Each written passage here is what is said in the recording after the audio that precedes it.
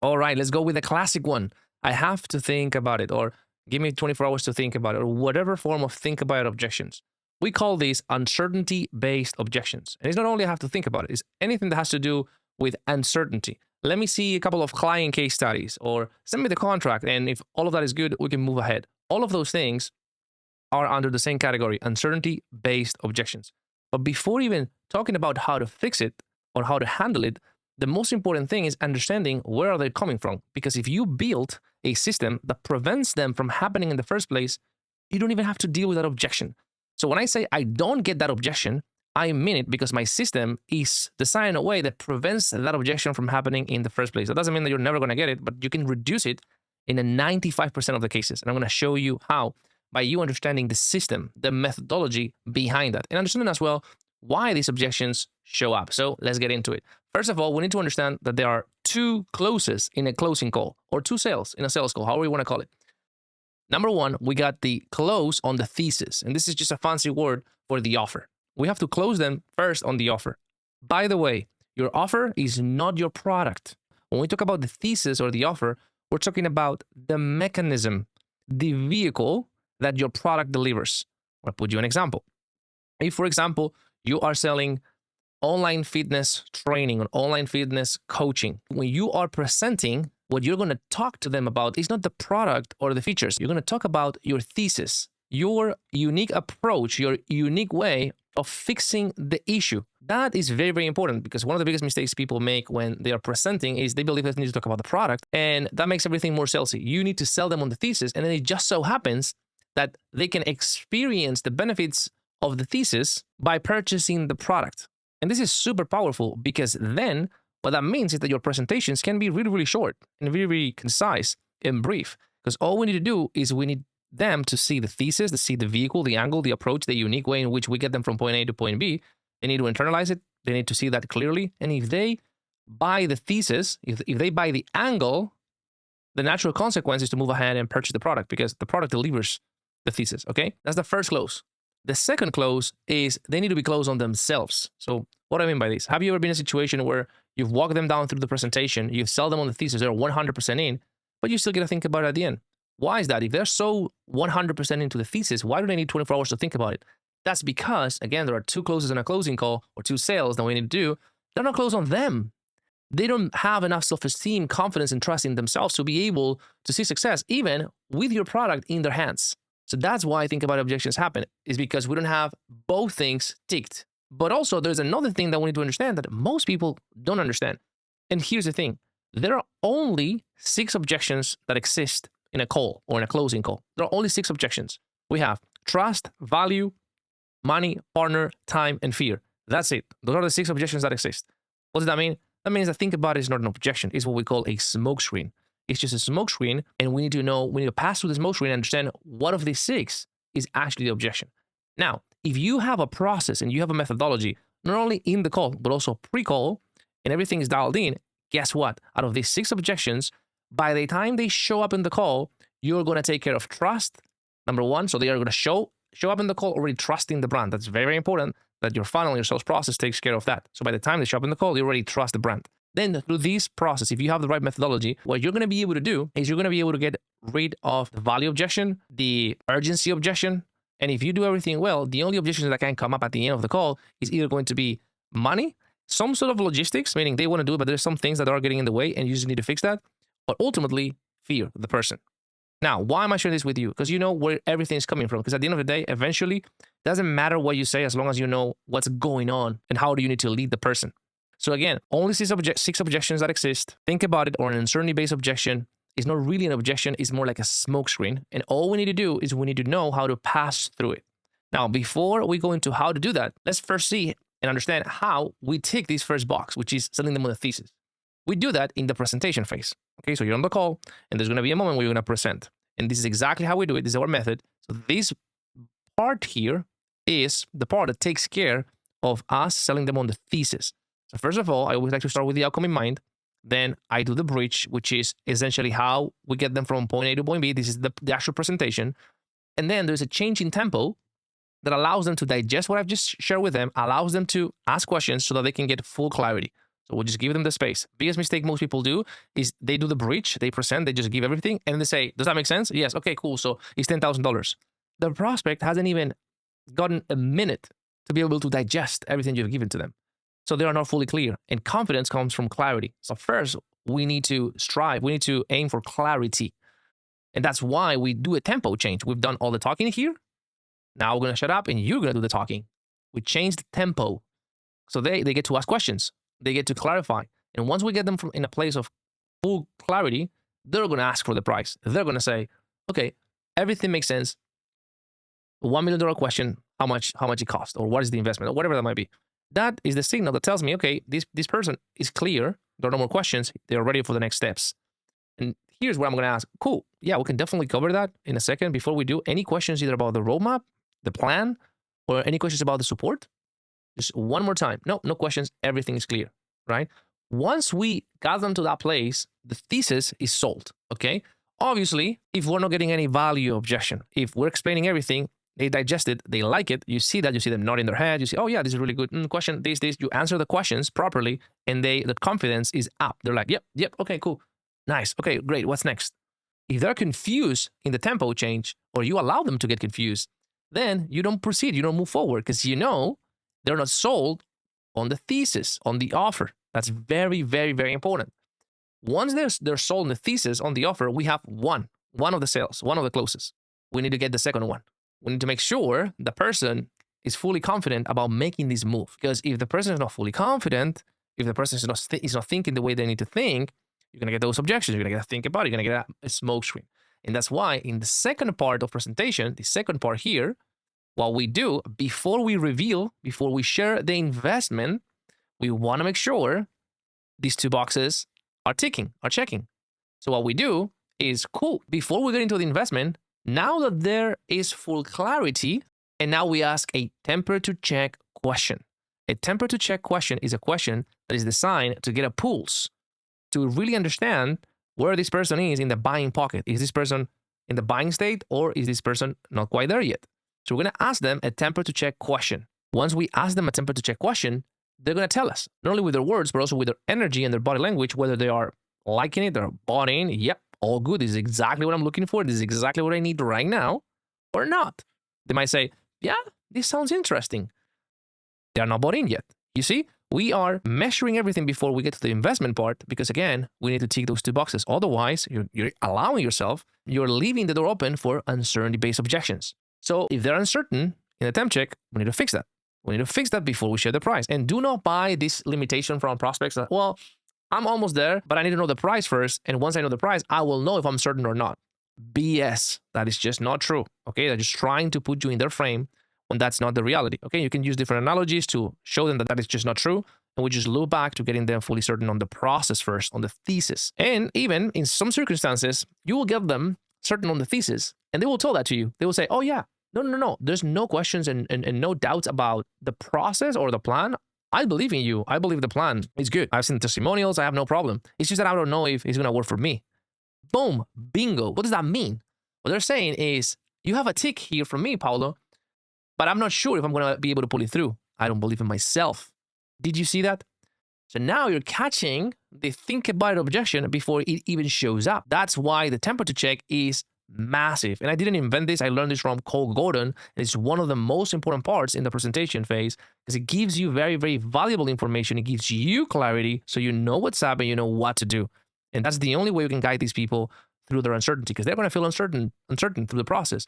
most of them is going to be an uncomfortable decision. It is what it is. It's what it takes to get to the next level, right? It's totally normal, but we need to be clear. So here's where you can prevent or pre-handle think about it, like 99% of think about it objections, all right? That's why with this methodology, we don't get think about objections because we just pre-handle them. Once we get them their confidence back, we build that yes, we build that confidence. We double tie down. This is a tie down here, and this is another tie down, which I call a pre-close. This is a more advanced technique. And only then, not allowing them to trick you to get in the investment, and only then we share the enrollment, how we get them enrolled first, and then the investment. The reason why we share the enrollment first is so that you don't receive this thing of, oh, but do I have to pay now? So they are very, very clear on what are the next steps. Then we share the investment. Just with this, you're just going to obliterate and you're going to prevent most of think about objections and certainty-based objections. But what happens when you do get a smoke screen after you've shared the price? Okay, so then we enter objection handling territory. Okay, so now we just, if they don't give you an objection, you close them. Otherwise, we're in objection handling territory. So what's going to happen here? All right, there are only, if they're sold on the thesis, there are only two friction points that you're going to face here. Only two. Number one, some sort of logistics. So this is where they've bought the thesis, they're confident in themselves, they're in the right state of mind, they're looking for ways in and opportunities, they see they want to do it, but there's some sort of logistics getting in the way. It can be the money. It's like, hey, I want to do it, just give me 24 hours because I have to transfer the funds. It's just simply that, okay? You can fix it with a simple logistics solution, you know, a deposit, down payment, whatever that might be.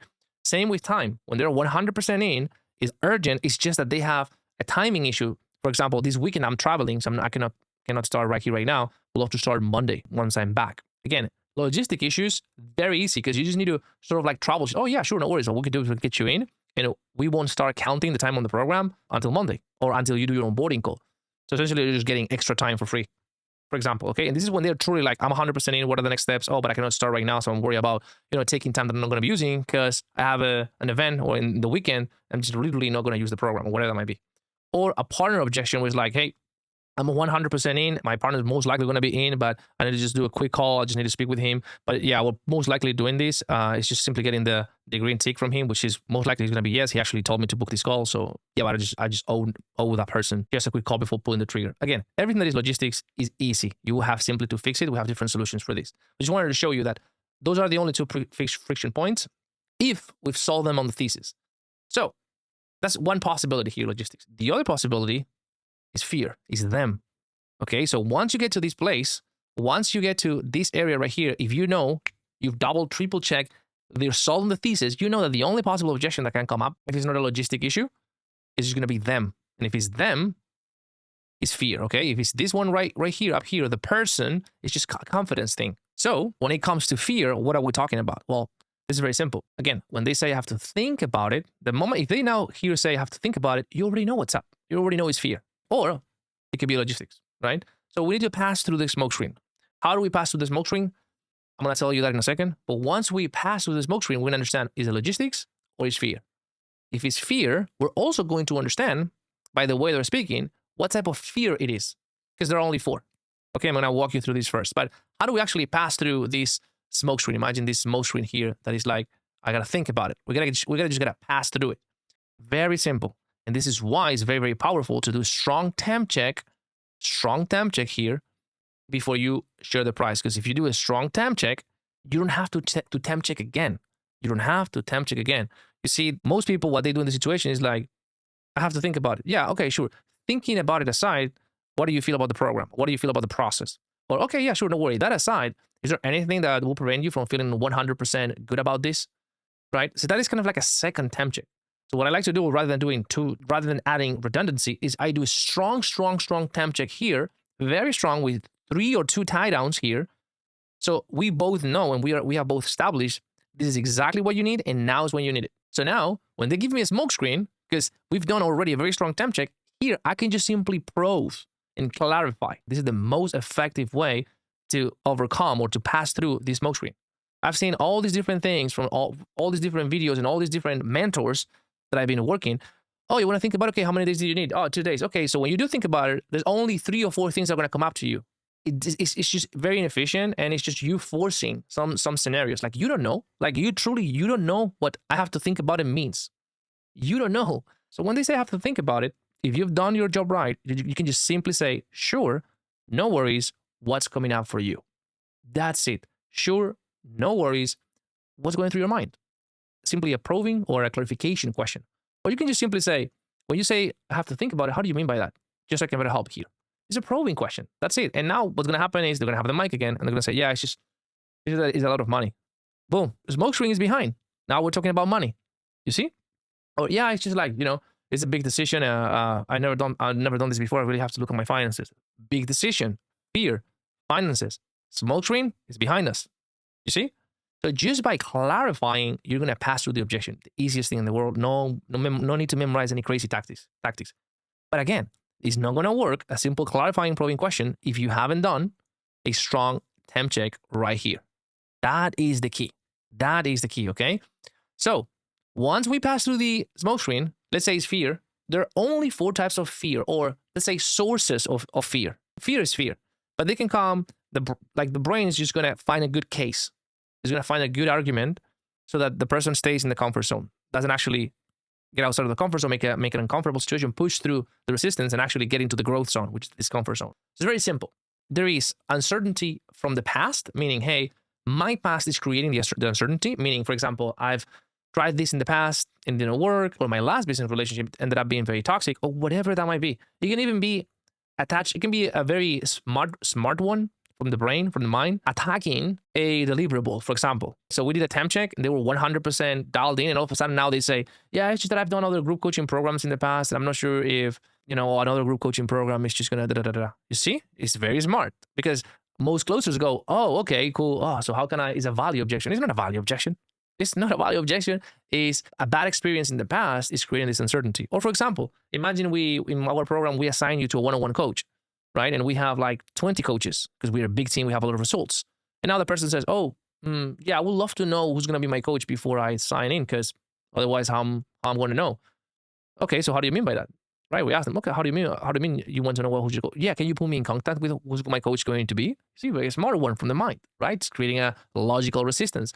So for example, someone that can say, yeah, I've done other programs in the past and they've assigned me a coach, and the last time it happened, I didn't vibe with the coach and it didn't work. So I'm afraid, or my concern is that you guys pair me with a coach I'm afraid it's going to happen again. You see, it's just like my past experience is creating the uncertainty, right? And the reason why this is important for you to know is because if you know this is a past uncertainty because of my past, then you know what to do. You know how to handle it. Because you would have a specific perspective, you have a specific lens to share with them, designed to overcome this fear, this uncertainty, specifically from experiences from the past. The present means there are things in my present that are creating the resistance. The present, oftentimes referred to circumstances, is when they say, again, we've tied down everything, and then now all of a sudden it's when they say, yeah, this is really good, like it sounds good, it's just that I have this, I'm moving right now, and I have some things that I need to take care of. First, right now, there's these things in my life, but I want to do it. It's just I want to think about it and really just plan myself, right? So they use the present and present circumstances, present things orbiting around the person as a reason not to move forward today. Okay, so it's like my present circumstances are creating the uncertainty. That's where the uncertainty is coming from. Okay, same stuff as from the past. We just simply identify that, and then we choose the right perspective that is adapted to this type of resistance point. Same with the future. A lot of people will feel that uncertainty more from a place of, I have to know, you have to guarantee me, Paulo, that this is going to work. If I'm going to do this, you need to prove to me, or you need to show me something that is going to give me the certainty that the future is guaranteed, that the successful future is guaranteed, that I'm going to be safe in the future. You see, this is what we call a tendency of mitigating 100% of the risk.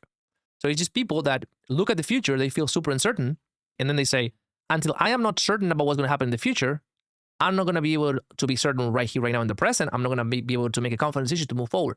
So it's important for us to identify where the uncertainty, the source of uncertainty is coming from.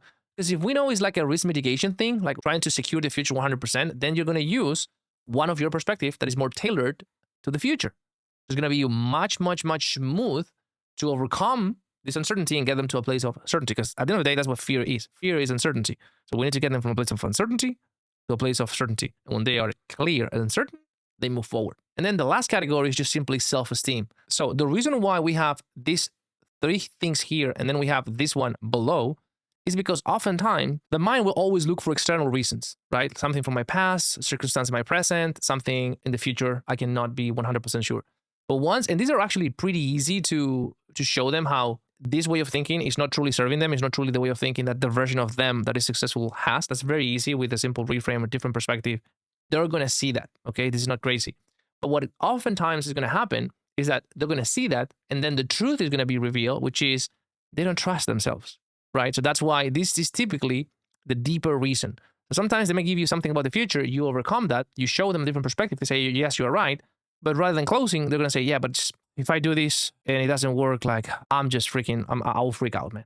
What if it doesn't work, So what if it doesn't work? It's like a self-esteem. It's like I don't trust myself. So oftentimes you will overcome the first one, and then they will just go into this one.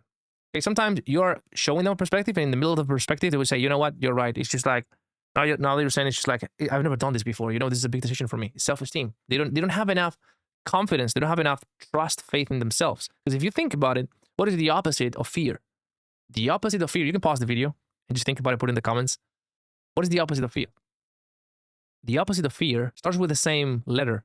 The opposite of fear is faith. Because if you think about it, what is fear? Fear is not acting, not taking action because of a thought that is not real. That is fear. What is faith? It's the opposite. Faith is acting because of a positive thought that is not real yet. It's just pure trust. It's a story of something positive that you will make it, but it's not real yet. The same thing is just the opposite. So they don't have enough faith in themselves, in their own ability to figure things out, to push through. And this is oftentimes where the call is going to get. You're going to get to this place in the call. And then all you got to do is you got to use your own tools as a closer to be able to help this person overcome their own lack of trust in themselves. And once you do that, you've not only prevented or passed through think about objection, you've helped this person overcome themselves. You've helped this person overcome the 1.0 version of themselves that is exactly the version of themselves, the identity, the patterns of thoughts and behaviors and decisions that has kept them stuck. And you've been able to put them into the patterns of thoughts, thinking and behavior of the version of them that is successful. And from that place, they've made the decision. They've overcome themselves. They have been able to step into this identity. And now we have this second check mark. And now they're not only ready to go, but they want to do so by themselves because they're not being forced or manipulated. They've been inspired by you. That's what the difference between a leader and a salesman. That's it for this video. Let me know if you have any questions below. Hope you like it. If you did, hit the like button, smash it, subscribe to the channel if you aren't already, and I will see you on the next one.